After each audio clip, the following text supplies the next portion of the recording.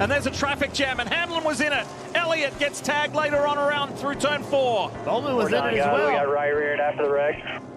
In the 2025 Richmond race, Chase Elliott's chance to win the championship ended when he crashed on lap 199. As his chance to win the title faded, something surprising happened.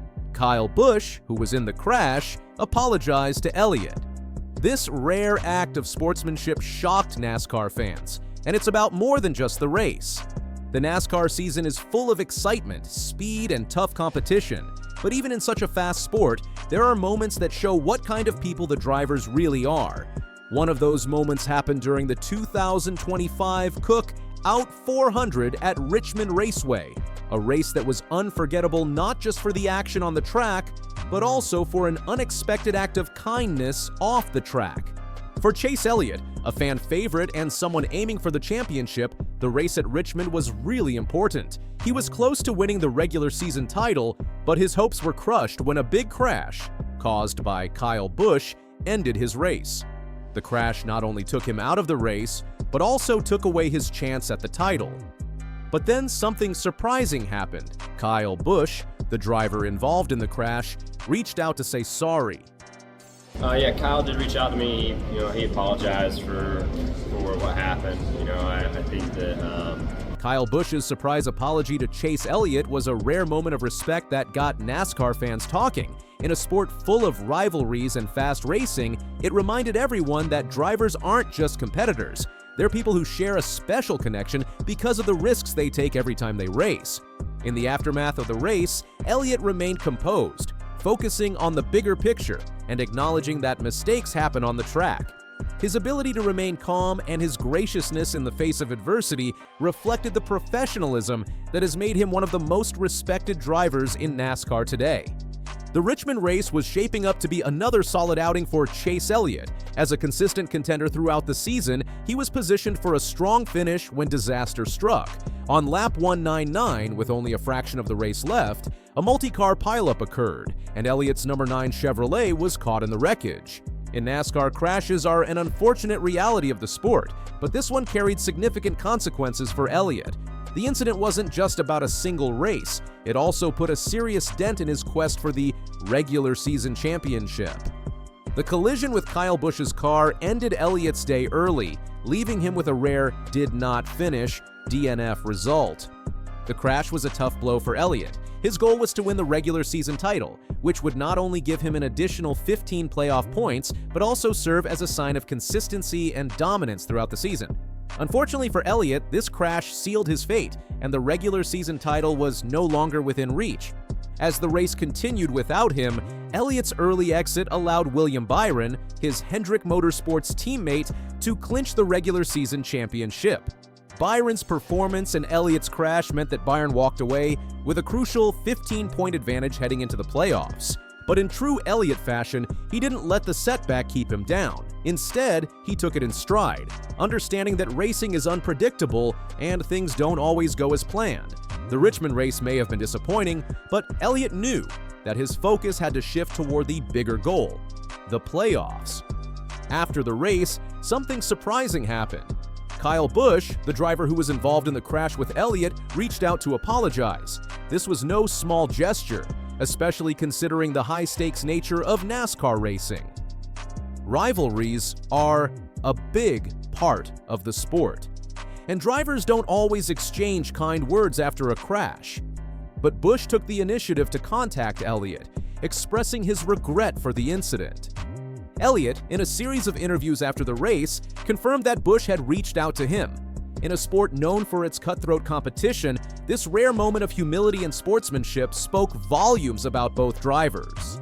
Busch, while known for his competitive nature and no-nonsense attitude on the track, demonstrated a side of himself that many fans don't often get to see.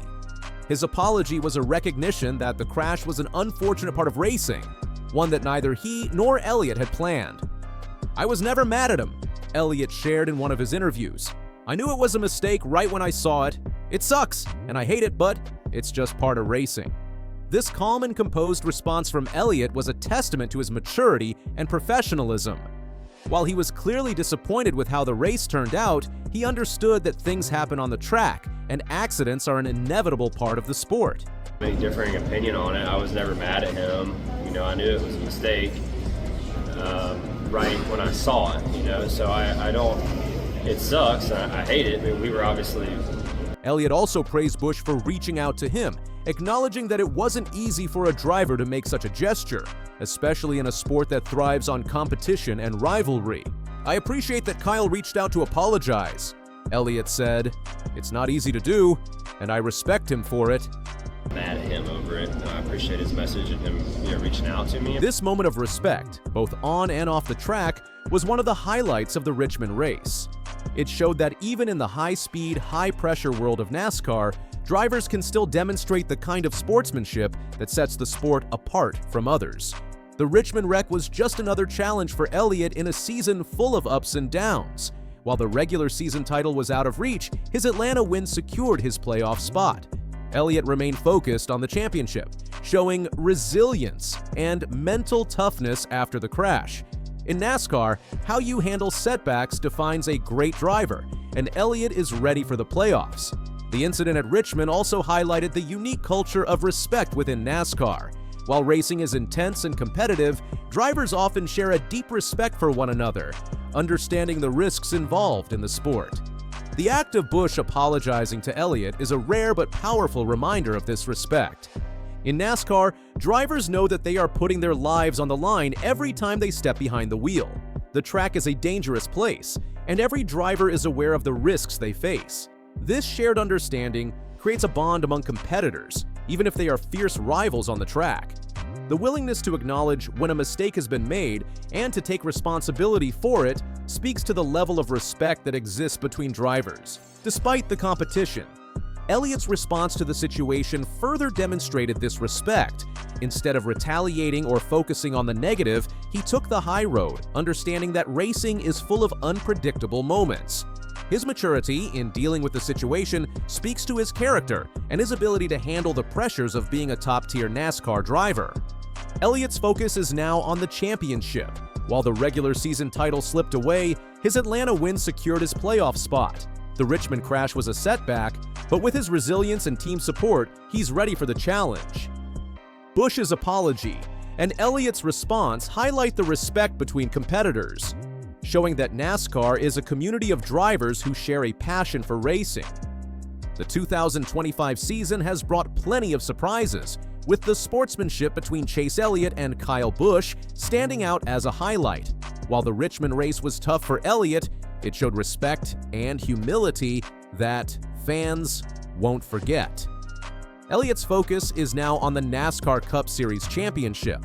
The road may be tough, but with his resilience and respect for others, he's ready for the challenge. Busch's apology is a great example of sportsmanship in NASCAR. He just loses it, all on his own. Oh, Kyle Larson with problems. I got no brakes. No brakes is the call. Yeah, I heard no brakes, and you heard Cliff Daniels get right on the radio to bring it to us. So it sounds like the 5 will be coming to pit road. He was running 24th. But 24th from quite a distant qualifying effort of 26, which is highly unusual. You know that feeling when everything that can go wrong does go wrong? Well, Kyle Larson just lived through every NASCAR driver's absolute worst nightmare at Watkins Glen. What happened to the 2021 Cup Series champion wasn't just bad luck. It was a complete disaster that might have just ended his shot at this year's regular season championship. Imagine being Kyle Larson behind the wheel of your #1 car. 5 Hendrick Motorsports Chevrolet on a formidable NASCAR road course. Despite a 26th place qualifying run, you've conquered Watkins Glen twice previously. Confident in your ability to advance. As the green flag waves, you're poised to make your ascent through the ranks. But then, just 6 laps into the race, barely enough time to get your tires warmed up, everything goes horribly wrong. Larson was running mid-pack when he approached turn 1, that scary 90-degree corner that's caught out plenty of drivers over the years. Suddenly his car started spinning, and the words that came over his radio told the whole story. "I got no brakes." Think about that for a second. You're flying down a racetrack at over 100 miles per hour, and your brakes just stop working.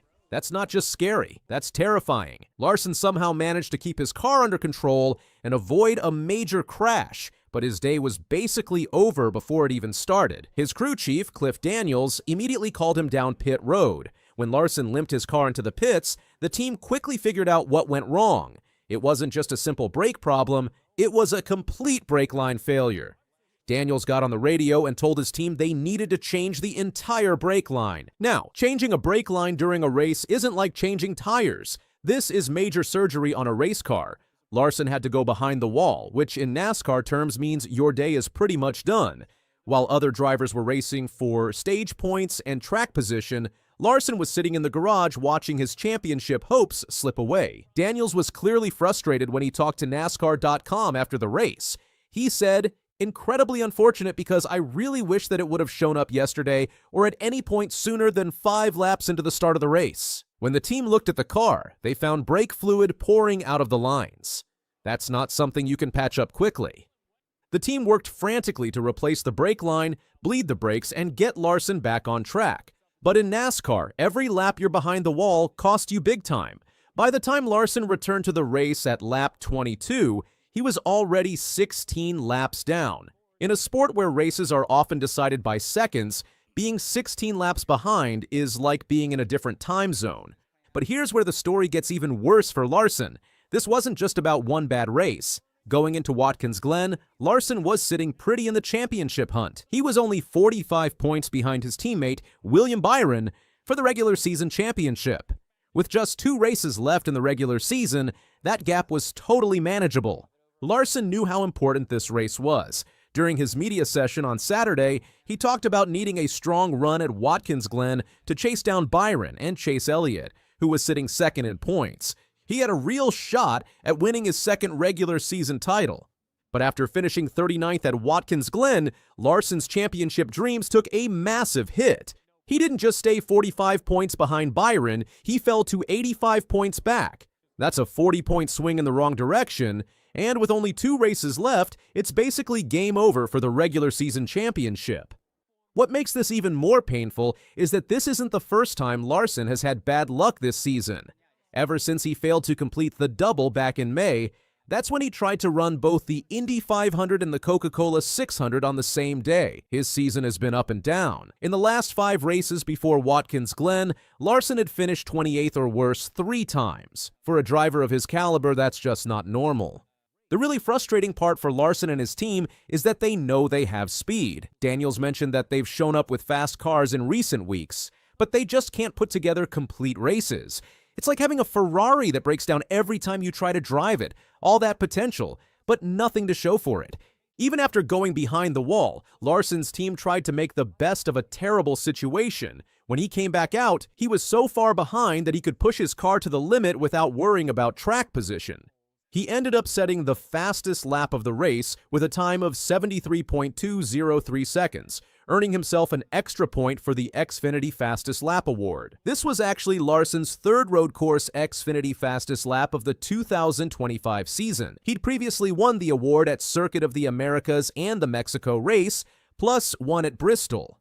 But as Daniels pointed out, the luster of it has gone away a little bit for us because we've had to do that twice now at road courses. Daniels tried to stay positive about the whole situation. He talked about using the opportunity to build their notebook and practice pit strategy. But you could tell he was frustrated. When asked about the team's recent struggles, he was honest. There's not a whole lot to be said about right now, other than we're just not getting the results. But Daniels also showed the kind of fighting spirit that made him one of NASCAR's top crew chiefs. He said, "Never bet against yourself and just being realistic about where we are. The fact that we have shown up with speed the last handful of weeks. I'm really hopeful that people count us out." That's the kind of attitude you want from your crew chief when everything's going wrong. Daniels knows they have fast cars, and he's betting that sooner or later, their luck will turn around. The timing of this disaster couldn't be worse for Larson. NASCAR is heading to Richmond Raceway next, and that's actually good news for him. He's won there twice before. But with the regular season championship basically out of reach, the pressure is now on making sure he's ready for the playoffs. What happened to Larson at Watkins Glen also highlights a bigger problem that NASCAR fans have been talking about. While Larson was dealing with brake failures and mechanical gremlins, fans were comparing the Cup Series race to the Xfinity Series race from the day before. And guess what? A lot of fans thought the Xfinity race was way more exciting. Social media was buzzing with comments like, "Xfinity is what will grow this sport in its current state. I look forward to Saturday more than Sunday now." Some fans even said they'd rather watch the Xfinity Series because the racing is better. That's not great news for NASCAR's Premier Series. The problem is that the current Cup Series car package makes it hard for drivers to race each other closely. The cars lose so much downforce when they get near each other that passing becomes really difficult. Denny Hamlin has talked about this before, saying that in Xfinity, drivers can manipulate the car in front and actually affect the race. In Cup Series, you just lose all your downforce and fall back. Austin Hill, who races in both series, said the Xfinity cars are so much fun to drive because you can slip and slide around. I've wanted all those places, so let's go do it again, right? Watkins Glen's probably my favorite road course we go to. Richmond is statistically one of my best racetracks that we go to. And then Daytona's been one of our best racetracks since I've been at RCR with Team Chevrolet. So, feel really good about our opportunities in the next 3 weeks. Kyle Busch has just 3 races left to make it into the 2025 NASCAR playoffs. He hasn't won in 2 years, and his chance to race for the championship is almost gone. Every race now counts. Can he pull off a win and make it into the playoffs, or will this be the year he misses out? Kyle Busch is a famous NASCAR driver known for his strong racing and many wins, but now he's facing one of the hardest parts of his career. The 2025 season has been tough for him, even though he has won a lot in the past. Right now, it's not clear if he'll make it into the NASCAR Cup Series playoffs. With only 3 races left in the season, he doesn't have much time to turn things around. As it stands, Kyle Busch is 19th in the standings, far outside the coveted top 16 spots that will advance to the playoffs. His current position is a far cry from the dominance he's known for in NASCAR. With just 3 races remaining, Busch's only hope for playoff qualification lies in a win. But with the competition heating up and his recent struggles, securing that victory is far from guaranteed. Busch's story is one of highs and lows. The 2024 season was a tough blow for the 9-year-old driver, marking the first time in his career that he failed to win a race. After a season of ups and downs, he ended up outside the playoffs for the first time since the modern playoff format began. But despite his struggles, Busch has always been a fighter, and the question now is whether he can rally in 2025. This season has been no different, with Busch still seeking his first victory of the year. While his team's performance has been solid, consistent finishes have proven elusive. Busch's only path to the playoffs now appears to be a dramatic late-season victory. With so little time remaining, he knows that every lap, every pit stop, and every decision on the track counts more than ever before. The first opportunity for Busch to make a mark will come at Richmond Raceway, a track where he has historically performed well. With 6 wins and an average finish of 7.0 at Richmond, Busch has the experience and track record to succeed there. However, Busch has also acknowledged that past performances alone won't guarantee a win this time. The competition is fierce, and every race is a battle for survival. In an interview, Busch spoke candidly about his outlook for the remainder of the season. "I'm not going to lie, time is running out, and I know that," Busch said, "but I also know what we're capable of. Richmond is a track where we've had success, and if we execute well, we'll have a shot." Busch's comments reflect a sense of urgency that has come to define his mindset this year. With just a few races left to secure a win in a playoff spot, every decision will matter. There's little margin for error, and Busch is keenly aware of that. The pressure to perform at his best is intense, but it's nothing new for a driver who has dealt with high stakes throughout his career. The upcoming race at Richmond will not only be crucial for Busch's playoff chances, but also for his legacy. He's been in this situation before, and his career has been marked by comebacks and perseverance. But will his experience be enough to overcome the challenges of a season that has been far from smooth sailing? Richmond is just one of the tracks where Busch hopes to make a statement. The following race at Daytona is another opportunity for him to prove himself. Known for its unpredictability, Daytona often produces thrilling finishes and upsets. For Busch, the race represents a chance to turn the tide on his playoff chances. Daytona has been one of our best racetracks since I have been at RCR with Team Chevrolet. I feel really good about our opportunities in the next 3 weeks. However, while Daytona presents an opportunity, it also brings risks. The unpredictability of the track means that Busch will need to be strategic, especially with his playoff hopes hanging in the balance. The stakes could not be higher, and Busch knows that a mistake now could seal his fate. "You have to stay focused, stay calm, and take the opportunities when they come," he added. After Daytona, there's one more race before the playoffs, and it will be at Watkins Glen. A track that has presented both challenges and victories for Busch, Watkins Glen could be the site of his final push. With his playoff hopes on the line, Busch will need to finish strong.